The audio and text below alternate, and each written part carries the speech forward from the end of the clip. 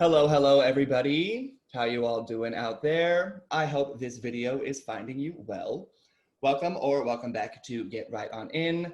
My name is Andrew, for those of you who do not know, and today I am joined by Uri / Uji Gutman of the, what is your book called again? Winds of Strife fame. I was gonna call it Dawnless Night because I see your poster in the back. And I'm also joined by Pete of Ponderings of Pete fame. And today we will be talking magic systems for my third little installment of my readers versus writers debate / conversation. I don't know, it's not actually as intense as it sounds. For those of you who do not know, I usually once a month get one reader and one writer together to discuss various topics. And as I said, today is going to be magic. So without further ado, let's just get right on in. And Uri, would you like to tell us a few things about yourself to introduce yourself to the world? Yes, sure. My name is Uri. I'm 29 from Israel, not American, not a native English speaker. So you'll have to excuse me if here and there I have to pause to think how the hell do you say something and stuff like that. I am also the author of this, Winds of Strife. It's my debut novel. It's an epic fantasy with very morally gray characters and a hard magic system based on emotions. And yeah, that's about it for me. And I love BookTube. I'm a big fan. I joined this community. I started following BookTubers about a year ago, and I'm charmed. It's as far as I'm concerned, it's the future of reading communities. It's amazing. Nice. And Pete? Hi, I'm Pete from Ponderings of Pete. I have a BookTube channel called Ponderings of Pete for the third time, if you didn't catch that. I talk about books, mainly sci-fi, fantasy, a little bit of other random stuff. I ramble a lot, just FYI, if you won't be able to tell. I'm from the US. I'm probably 6,000 years old. We'll see. But yeah. You are funny. I'm happy to have both of you gentlemen here today for us to discuss magic systems. So who would like to kick it off between the two of you? Because we've had our little backstage combo. I can't keep up with you two sometimes. You know all of it. I have a question to start us off. Okay. Question. Go ahead, Yuri. Go ahead. I was just I thought maybe it would be cool to start off with soft versus hard magic systems. What do you prefer, and what's your experience with it? I think that soft versus hard, it's a spectrum. And I honestly don't have much of a preference. I think both of them have equally unique and good things to bring to a book. I think they have widely different purposes. So soft versus hard magic is a spectrum of, if you cut it down to a different spectrum, a spectrum of purpose. I think soft magic is on a spectrum of this end of the spectrum with soft magic is wonder. And I'm including wonder, terror, and a few other just vague emotions like that. And on the opposite end of the spectrum is the purpose of ingenuity. So the more soft your magic is, the more design it needs to be designed to invoke a sense of wonder, of mystery, of downright terror if you're doing it in that way. Versus with a hard magic system, it's almost something that you need to use in a specific ingenuity. You need to use your ingenuity to use it not as a a Deus ex machina type of situation, but as something not only the reader can predict, or reader can even puzzle out if they really want to, but is something that is reasonable and predictable, if that makes any sense at all. Yeah, definitely does. I very much agree. But what I find fascinating about it is that I wouldn't have agreed, I don't know, let's say 8 years ago or so. Pretty much when I was first exposed to Mistborn, I instantly became a savant for hard magic systems. I was like, oh my God, if it's not a hard magic system, it's stupid and it serves nothing, and it's not thought out and stuff. And I grew out from that in 2 or 3 years, I think. Rewatching Lord of the Rings really helps. and now I'm very much in your position. I very much agree. The powers of soft magic system, both for terror and for wonder, it's amazing. It can make me cry. Yeah, I couldn't phrase it better than you. I totally agree. I agree too. I've always personally just felt like if it was done well, then it's good. But I think that I kind of tend to prefer soft just because I feel like hard magic is a little more complex sometimes. And I feel like it's a lot easier to screw it up because there's so many rules and so many things. And speaking of Mistborn, that was kind of what also got me into learning about magic systems for my own writings and reading through Mr. Sanderson's rules of the magic systems or whatever he's got on his website. I mean, that was really beneficial for me, but it kind of made me stressed out when I was thinking about, developing my own types of magic systems, is that the hard stuff can just be so much more difficult to nail. So that's why in like a Lord of the Rings situation, that softer kind of side of things has, equal impact. I love Gandalf so much. I gotta share with you. I recently watched it in 4K with my friends, and wow, that battle with the Balrog and everything. Oh my God, it was so good. Strongest you shall not pass moment of my life so far. Oh, wow. Best moment. Yeah. Pete, did you have a question? No, I kind of got into it. My question was like, well, I guess I can throw this back to you. What are some examples that you guys like and dislike of good and bad uses of soft magic? And then we can go into hard magic as well. Like we've mentioned that you can do it right and you can do it wrong. Like what are some examples and why did those go wrong or right? I'm going to say something that may divide the audience. Star Wars, the original versus the sequels. Let's put the prequels out of it. I'm still not determined about it myself. But Star Wars, the original trilogy, feels like a soft magic system to me, at least more close to the soft side on the spectrum. And then the sequels, they just, I don't think they did it very well. They realized how the original has a sense of wonder. You see, in the first one, you see Obi-Wan mind controlling a trooper, and it wasn't really set up or something. And then in the sequels, they thought, okay, we don't really have to set stuff up. And then you have Rey kind of healing someone without really learning it. And that didn't, like, it had a sense of wonder, but it didn't feel as good. I don't know, as it was in the original. So bad versus good use of soft magic, I'd say that. It felt like they were kind of trying to check the boxes versus actually genuinely trying to tell a good story to me. I think a lot of people agree. I do. Anyway, I don't know. We're not live, so if anyone's yelling at us in the chat, we won't know about it until later. Yeah. It's okay. People always yell. Yeah, the chat is actually good. It gets traffic and stuff. Yeah. What about you, Controversial. Andrew?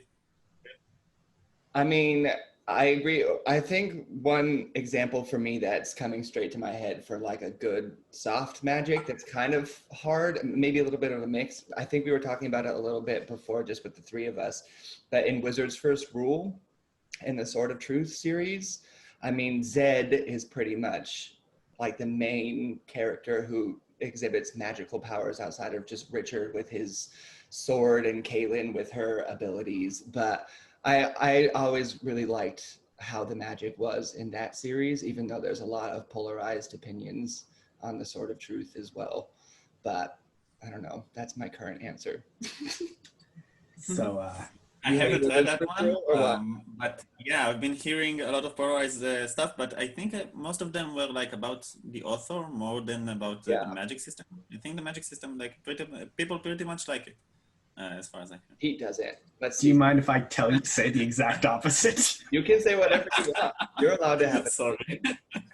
So, the magic system is inherently tied to the plot in The Sword of Truth. And in my opinion, the plot is done very badly because Essentially, he tries to be both hard and soft at the same time and tries to hit that nice middle sweet spot, but fails because he doesn't. Essentially, the main character is the exception to every rule, period. Like, that's actually, it essentially, by the end of the book, you realize that's a rule. Like, hi, it's Richard. He's going to be an exception to the rule. Whereas, like, the entire book, it's built up of like, oh my gosh, if XYZ happens, then, you know, enslavement. But then here comes Richard because he's just, you know, he's the exception to everything. And I also thought with that book that the plot was increasingly driven forward by conveniences. Yeah, I could see that. And I think if I had read it when I was younger, I would have liked it more. But because I read it in high school, so maybe that was where that came from for me. Yeah. But I would see what you're saying about Richard more for like the whole series as opposed to maybe necessarily just the first book. Because I definitely think the first book in that series was the best. But I don't know, because when I tried to read Wheel of Time, and then Sword of Truth, and Sword of Truth was the one that like took me. So I don't know. Yeah. I've still only read the first book of Wheel of Time, and I've tried so hard. Tried so hard to get through it. I think I read like the first 4 books in college, and then because college, I kind of fell off. Eventually, I'm going to read all of them. That's the plan. Yeah, you know, a thought just occurred to me that like people often say that our generation doesn't read as much, or the next generation and stuff. And it just occurred to me that maybe we should just blame college, because like so many people read a lot in high school, and then they stop in college, and like it's the college's fault, not the kids' fault. So yeah, blame the academy. I'm blaming the academy. Always. I mean, I blame the academy for forcing people to read books that they don't want to read. Oh yeah, and then they quit reading. That's the worst. Yeah, exactly. Because I mean, there can obviously be like rules as to it, but not everybody wants to read freaking Animal Farm still these days. You know what I mean? Like, I feel like some of those books are like better read when you're older and you have more. Instead of when you're young and they're trying to force you to understand this classic literature, and it's just like, huh? I would have rather read The Lord of the Rings and had them explain that type of, you know what I mean? Because Lord of the Rings is dense. It's a hard book to read, but I would have much rather, you know, at least had some sort of semblance of like genres to choose from, or like here's 5 books to choose from. You know what I mean? And like have more of a say. Having a choice is much better. Then also once you've made a choice, you feel much more personal with the book, I feel. Yeah, I think I can hear it's Alan not as fun when it's chat. forced like that. You don't want to be forced. It's like anything in life, you know. Mm-hmm. So I have a question. Okay. It's like slightly related to magic. It's not exactly magic.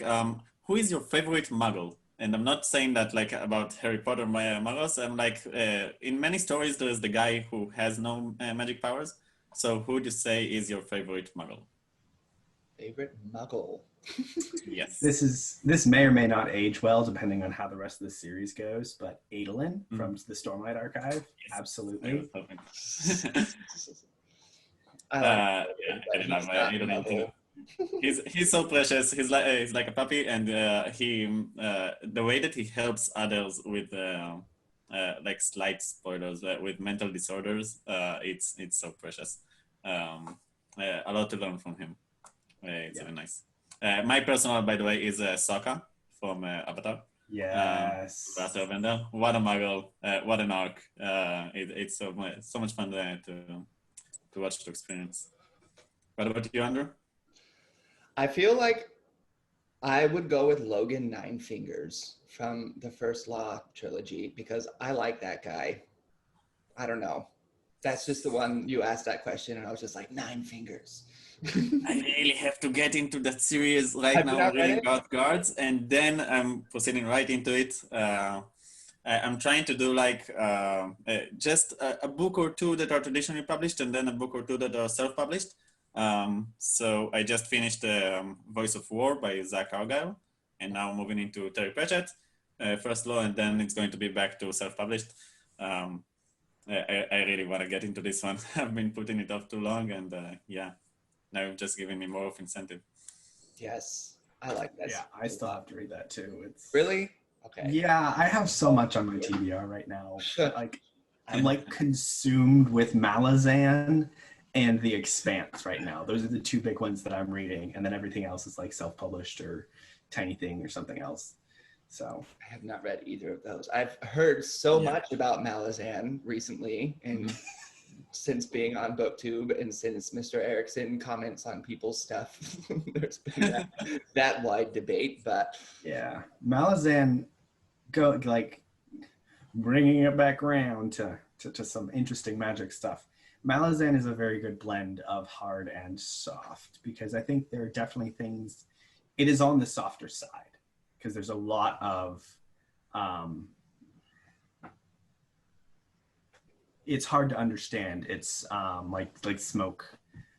You're trying to grasp at smoke to completely understand the magic system. You can't completely understand it, but there is a vague structure. Like, you know, there's alignments like dark, light, fire, shadow, mind, psychic stuff.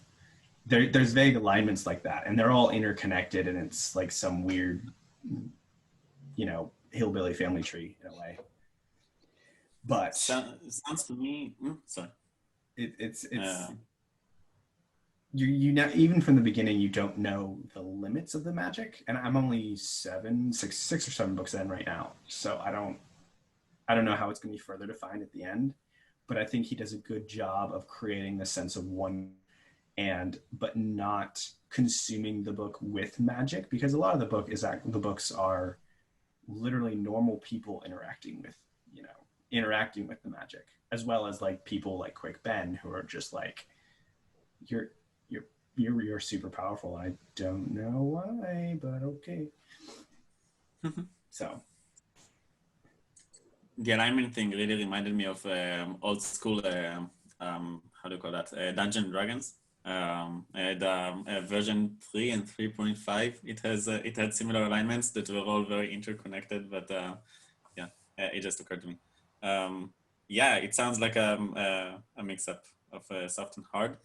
I really try to get into Malazan. I joined the group and stuff, but then like the commitment, you know, to so many books while I'm so into self-published and first law right now, I couldn't.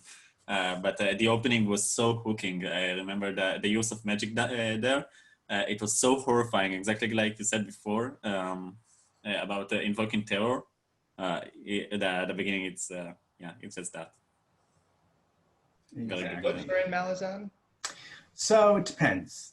Oh gosh. So the main series, which is really the best part of it, is 10 books. There's actually, I think, like 25 books in the Malazan universe that are written by both Stephen Erickson and then Ian C. Iselmont pronunciation. But I did not know that. I didn't know that there were other authors besides just Erickson. yeah, so it actually came from a D&D game or a role-playing game. Oh.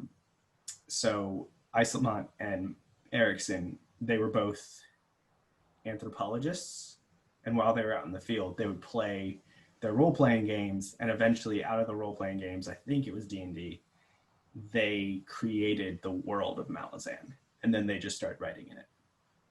Oh, I had no idea.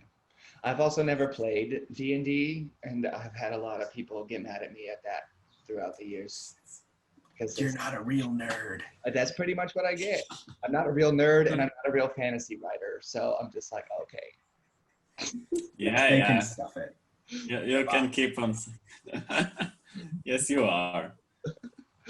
Do you like fantasy? So, you're a fantasy nerd. Yeah, you're one of us. Pete, what about you? You have another question for me? Versus. What are some of the biggest, when writing Winds of Strife, what are some of the biggest obstacles that, you know, that were in your way in terms of magic system and building it?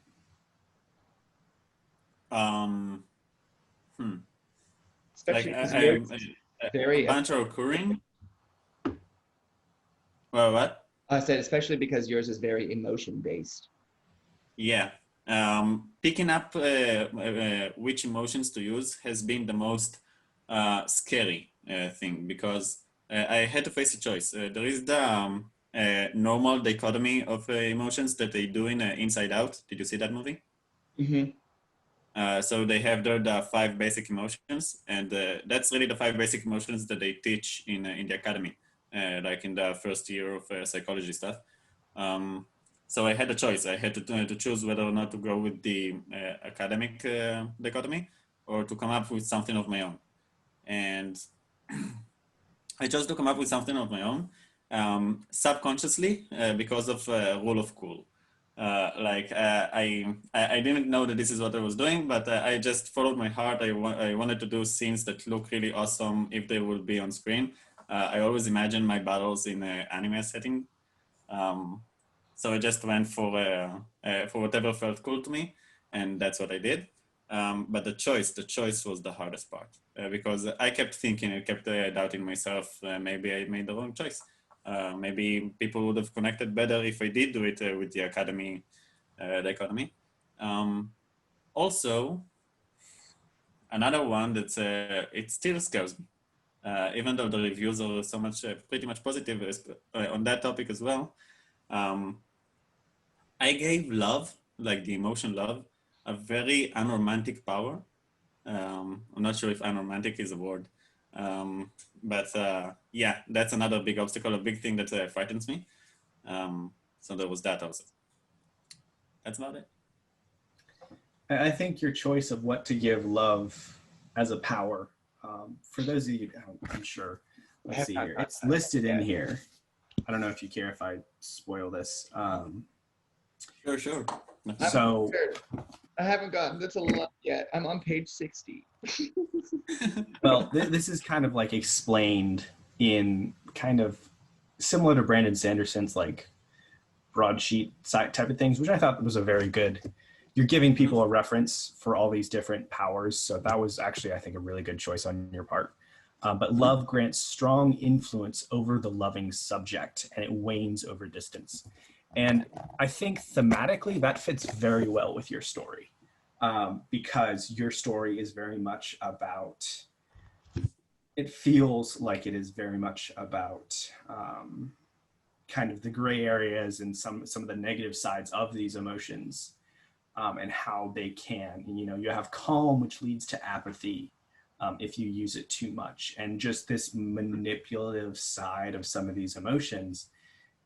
So I think it thematically fits. Like, this isn't a love story. This isn't a fantasy romance, as far as I can tell after 10 it's definitely not. Thank you very much. That's really like reassuring. It's good to hear. Still, yeah, that was pretty much my biggest challenge.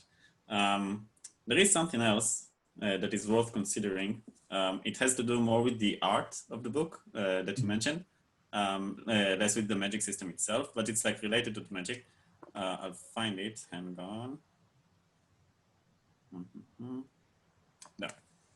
So there will be this table, and you see that it features 2 columns of symbols. So the first column was like one illustrator, and the second column was another illustrator. And that was very difficult to pull off, because my work with the first illustrator, I very much appreciated him. He did an amazing job, and we did a lot of brainstorming. But then he couldn't like switch up the illustrations to the kind of style that I wanted. But I respect him so much. What we did together was really good. So I really wanted to get him involved into the book. So I had to come up with a reason why there will be 2 kinds of symbols, and I managed to come up with a reason, but that was also very difficult. People really liked the new symbols, and I really wanted to like pay respect to the old symbols that were inspiration for the new ones. So that was also very difficult to pull off. And yeah, that's it. Okay, I have a question. Do you agree that in sci-fi, Tech is kind of like the magic system. I would, but I think that in real life, like I view as magic always, no matter what, just in a general sense. So yes. I would say that belief. So almost the inverse of what you just said, Andrew, because we view magic as advanced technology in our real world, that a majority of people will definitely say that magic is at some point indistinct. Science is indistinguishable from magic, and thus sci-fi and fantasy are almost the same. I could get into a long diatribe about the differences between sci-fi and fantasy because, and it's more accurate that older sci-fi is more and more different from fantasy than the newer sci-fi is, because newer sci-fi tends to be more adventure romps versus the exploration of ideas that older sci-fi was. So I think in today's day and age, sci-fi and fantasy are almost defined by, are you in space or do you have horses? Pretty much. And well, and that's why, I mean, even when you go to the actual category in the genre, it's sci-fi and fantasy usually like put together, which has always bothered me because exactly, I feel like they're really two different genres. I'm not as big of a fan of sci-fi personally as I am, in fantasy, but they're also intertwined. They're intertwined mainly in the audience, I think, because like I don't read as much sci-fi either, but overall in the audience, like on average and stuff, I think that a lot of the people that read sci-fi also read fantasy and vice versa, and that's a lot more of the readers of this genre than of other genres. I feel. I think it's a marketing thing. They have to place it on the same shelf and stuff. I also very much agree. I think that the tech is the magic system, and I love what you said, Andrew, about real life. When I was in the military, I was a technician for RF communications, like antennas and stuff.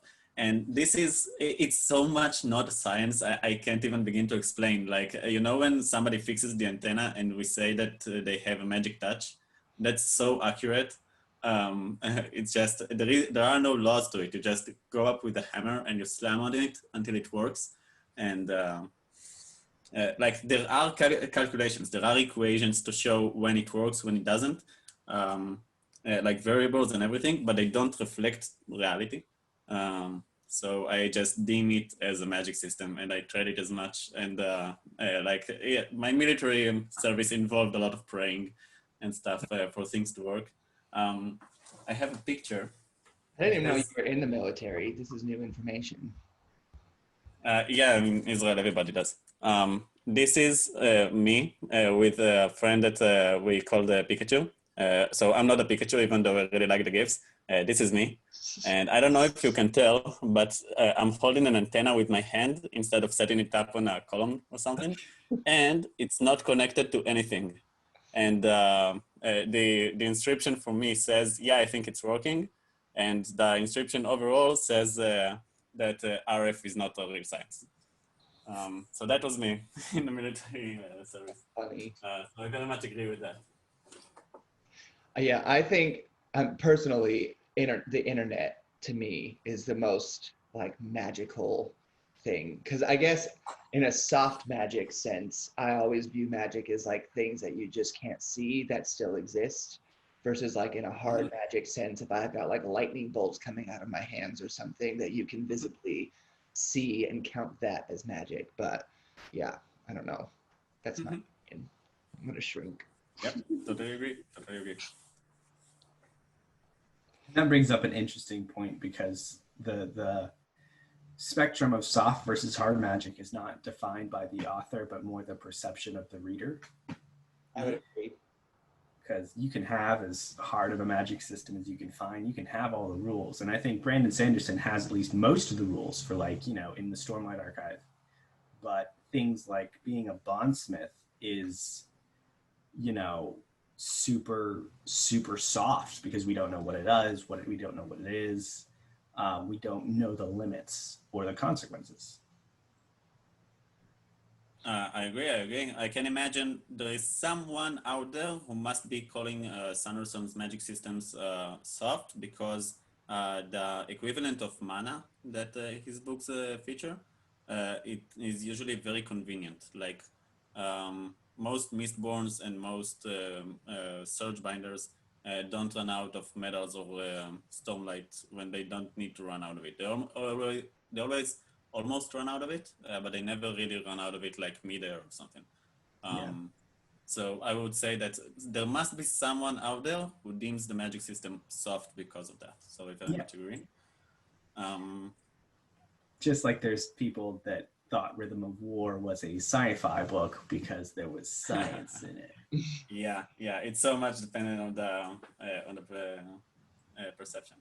Definitely perception based. I really like how. I really like how in his lectures he says that Lord of the Rings has both hard magic system and a soft one, and he says that the One Ring is a hard magic system, and I really like that. I didn't see that when I was a kid when I saw Lord of the Rings, but the more I grow, the more I realize how the One Ring, like, it tempts you to do things and it lies to you, and there is a lot of sacrifice that comes to using it. And yeah, it's very much a hard magic system, and I have no idea how I didn't see it as a kid. I agree with his sentiment on that. It brings me to another question that I had. It's a choice. It's a choice question. If you had something like the One Ring or the Infinity Gauntlet or something like that, what would you What would you use it for? So rule the world. Unite all the stream services and make them for free. Have yourself a perfect internet connection, or, and this is my favorite, this is what I would have done, remove the dislike button. Remove the dislike.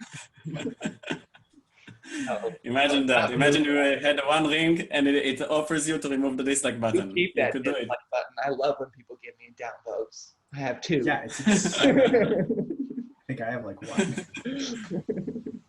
I'm all hate my stuff. I don't care. Don't come back.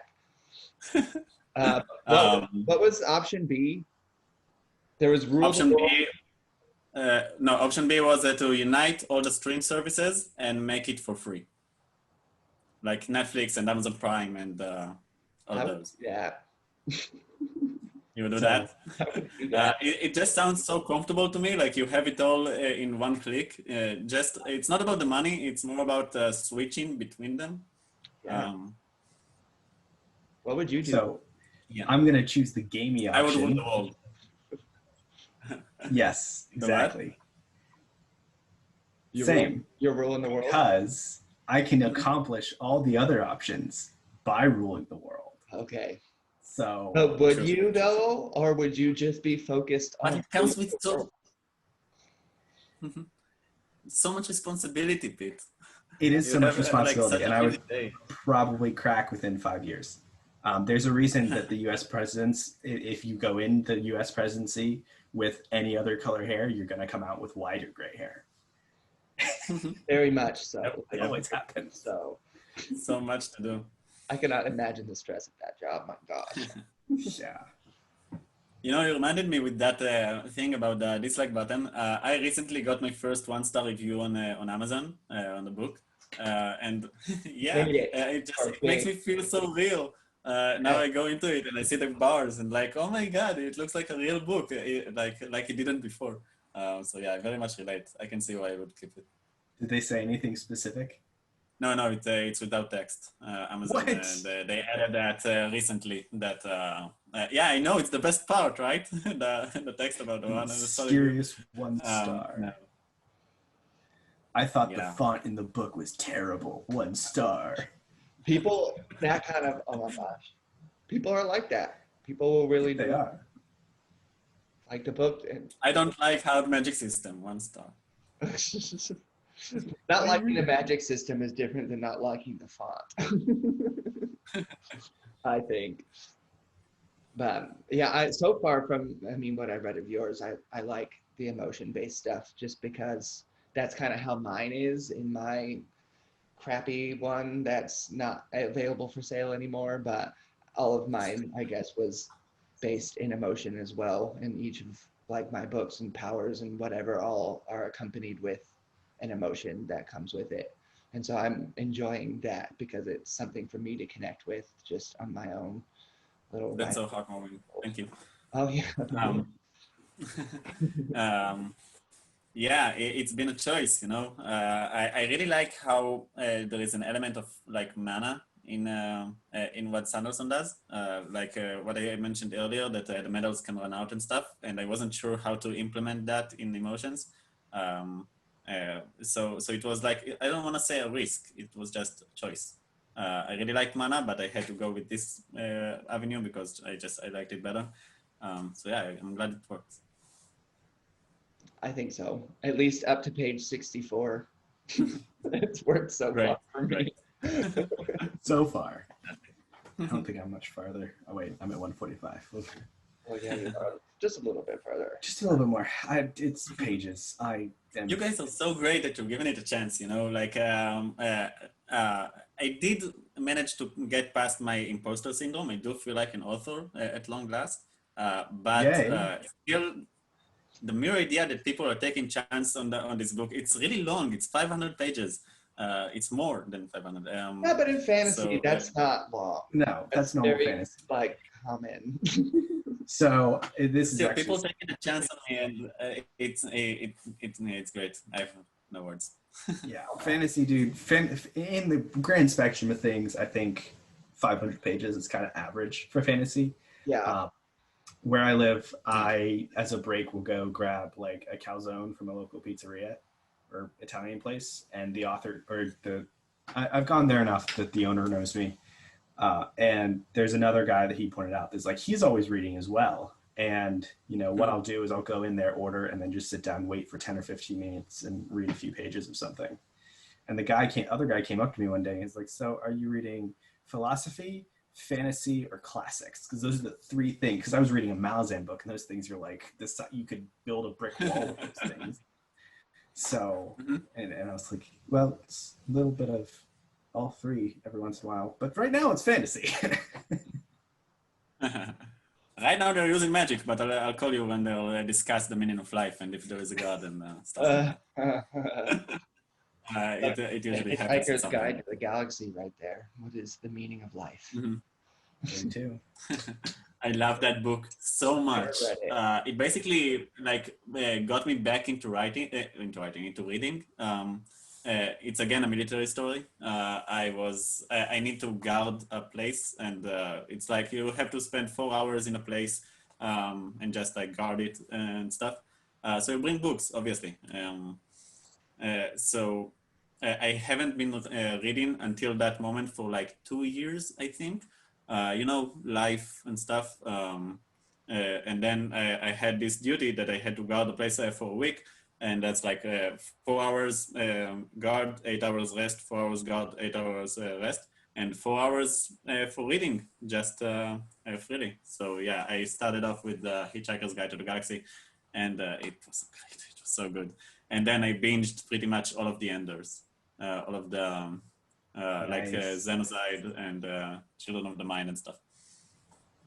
It's been a great week. A few of those. I've read I've read Ender's Game like 5 times, and then I've read Ender's Shadow. I started Xenocide twice, but haven't gotten through it. I don't think I've actually. I have most of them at the very least, just sitting in my Tetris. Ender's Game is just so good. It puts the bar so high.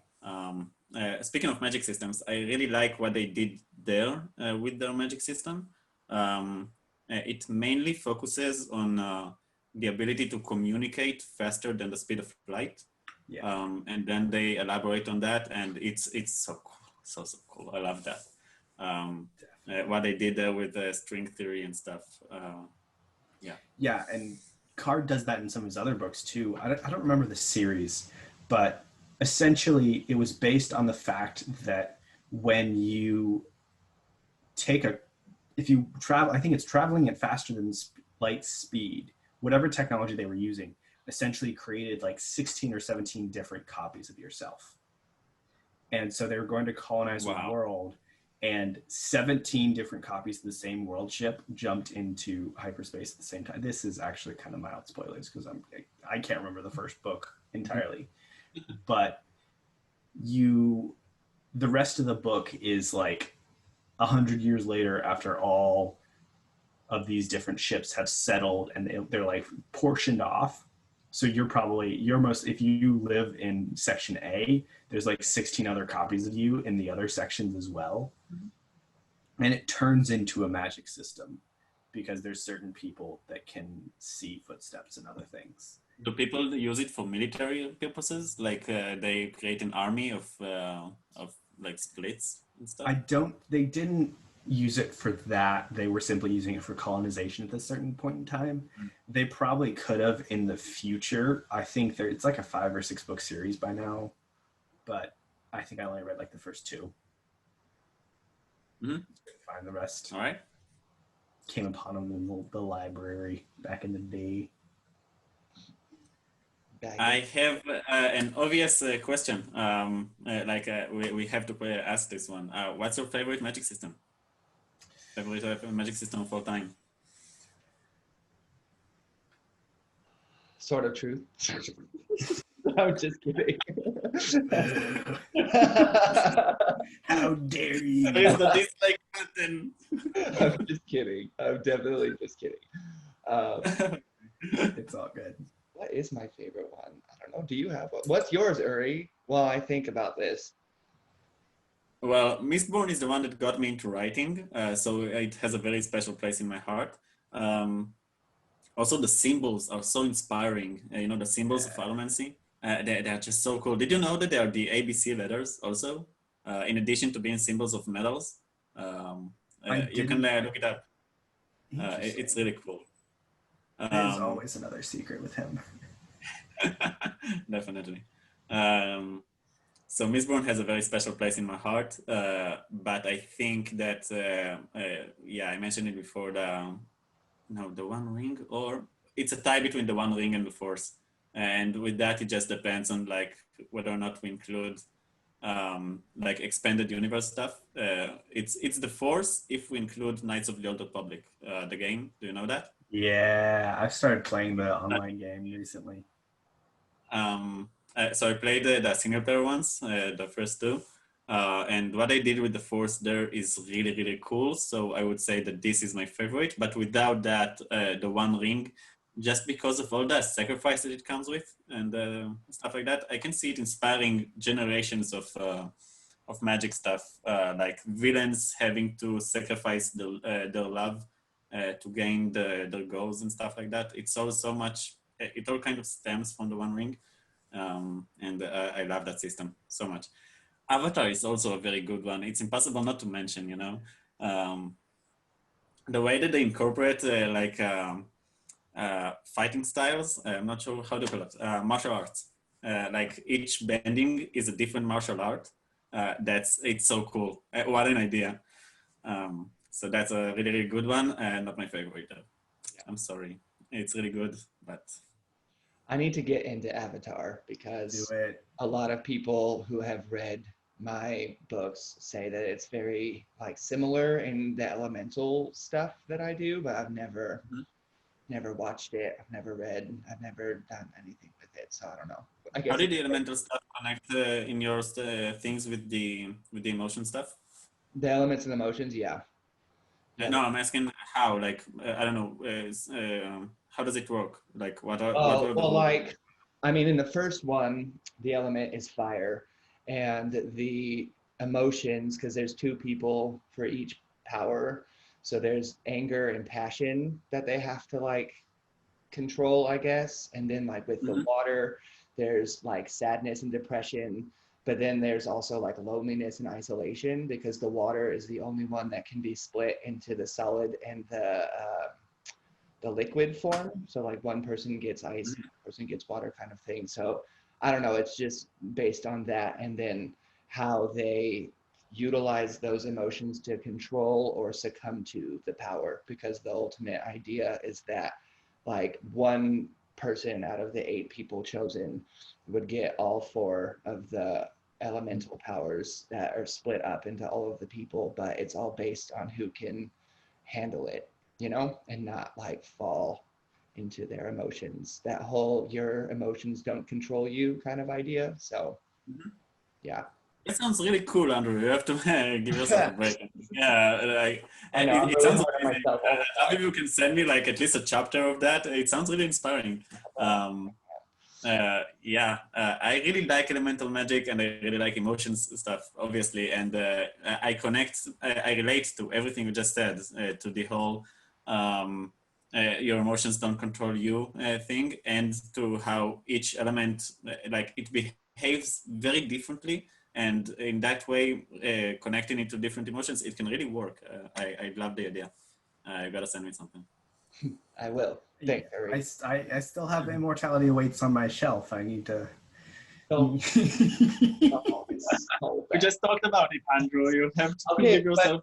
but the revision is better. I know the revision is not out, but it is still better than the published version. And it, honestly, part of it, what you were even saying earlier, Uri, is that you were afraid of people with this 500-page book. And I feel like back then, I was 23 when I published, 23 or 24, so I was really young. And I felt kind of the same, so I cut out so much that, I don't know, when people who had read the previous versions then read the published version, they were like, but what about this? What about that? What about this? And I'm just like, I always thought that people wouldn't even pick it up if it was too long or too this or too that. So I was just in my own head about all of that, which is why now in the revision, I'm more just like, this story is going to be what it is, and it's going to take however long to take. It's not going to be like 1,500 pages or anything like that, but 500 pages is doable. You know? Definitely. Don't cut out things if people like them. That's very important. Think Sando. Give it to the better readers, and if they like it, then keep it. And if they don't like it, then make it so people will like it, and then keep it. That's I think is pretty much his MO. Yes. Let it be what it's gonna let it be. I Yes. think that makes sense. Yes, definitely. Well, gentlemen, I think we're coming up on our minutes here on my Zoom. Did anyone else have anything to say? I'm gonna ask? reject the my favorite system is Stormlight Archive. I'm gonna be really basic, as well as Malazan's coming real quickly up on that as well. Wow, that's a big compliment from Alazan. I haven't heard that before. They're both a very nice, like Sanders is on the harder side and Malazan is on the softer side, but they both do a nice blend of both. Good answer. All right, very cool. I'm sorry, I didn't realize you hadn't answered already. No, you're good. I forgot for a second. I really like Stormlight too. Actually, Stormlight has my favorite magic system, like magic use moment. Like of all the times that anybody used magic ever, it's in Stormlight. It's in Words of Radiance. I don't want to spoil it and stuff. It's just something that a person does there when he's in a low point, and then he's not in a low point anymore, and it's really epic. It's amazing. Yeah. So it's my favorite magic use of all time.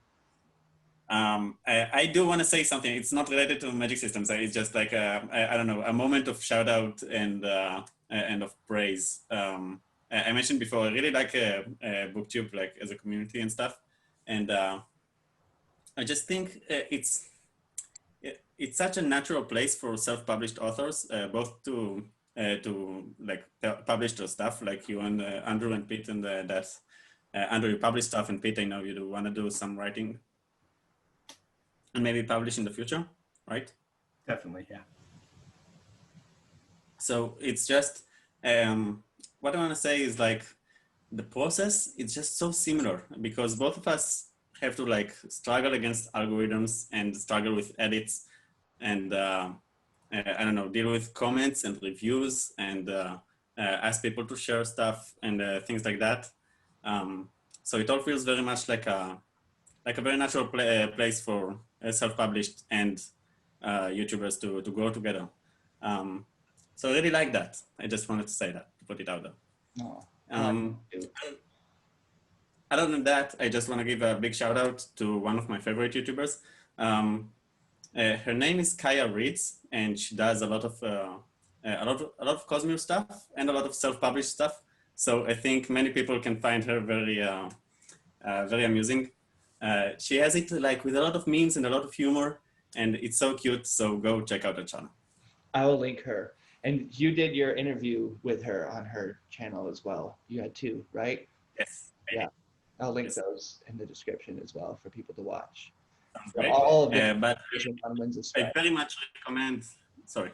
I very much recommend her Cosmere videos because they're so funny. You know, like how the first Mistborn book starts with Ash fell from the sky. So she's just started her video with Ash Ketchum for Pokemon falling from the sky. And it's that funny. It only grows from there. It's really hilarious. Very much recommended.